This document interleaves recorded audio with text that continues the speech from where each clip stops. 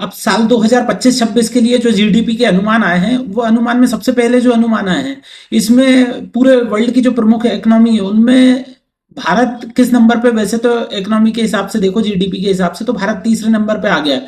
लेकिन जो ग्रोथ का अनुमान है उसमें सबसे बड़ी जो इकोनॉमी है वर्ल्ड की, अमेरिका, वो 2% की 25-26 के लिए जो अनुमान आया है, अमेरिका 2%, चाइना 4.8%, उसके बाद जापान है, जर्मनी का 0.2% का अनुमान है कि वो जीडीपी ग्रोथ करेगा इस साल 25-26 में, और जापान का 1.1%, और ब्रिटेन का 1.3%, और फ्रांस और इटली 1% से भी कम का अनुमान है उनका 2025-26 की जीडीपी के लिए।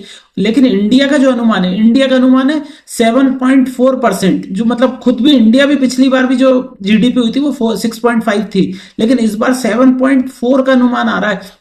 और इसमें एक थोड़ी सी बस एक ये दिक्कत है कि एक्सपोर्ट 6.4% की ग्रोथ करेगा, और इंपोर्ट जो रहेगा वो 14.14% की दर से ग्रोथ करने वाला है। तो ये थोड़ी दिक्कत है। बाकी तो जीडीपी जो ग्रोथ कर रही है उस हिसाब से इंडिया अब दूर नहीं, मतलब चाइना और अमेरिका के पास पहुंच ही जाएगा धीरे धीरे। जिस तरह से ग्रोथ हो रही है कि वो 2% बढ़ रहा है, 1% बढ़ रहा है, और इंडिया 7.4% बढ़ रहा है।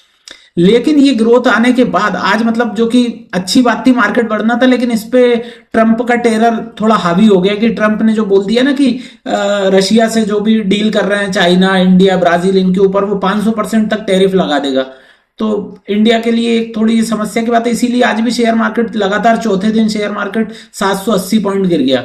और इंडियन जो मतलब भारतीय शेयर बाजार में जो टोटल उसकी कैपिटल होती है वो 8 लाख करोड़ से कम हो गई। अब इसमें सभी शामिल हो गए, टीसीएस, इन्फोसिस, विप्रो, रिलायंस, एसबीआई, सारे शेयर लगभग गिर गए। मतलब सेंसेक्स के 30 में से 27 शेयर गिरे, सिर्फ 3 शेयर रहे जो प्लस में बंद हुए, बाकी 27 शेयर गिर गए। और यही हाल 4 दिन से चल रहा है, जब से ट्रंप ने वेनेजुएला पे हमला किया और बाकी देशों को डराया है। उस हिसाब से अब देखते हैं आगे क्या होता है। जीडीपी के आंकड़े तो अच्छे आ रहे हैं, तो अमेरिका से यदि कुछ बात हो जाती है तो भारतीय बाजार बहुत तेज बाउंस बैक करेगा। लेकिन जब तक के लिए डर बना हुआ, तो जब तक आप मार्केट से दूरी बना के रखें वही अच्छा रहेगा।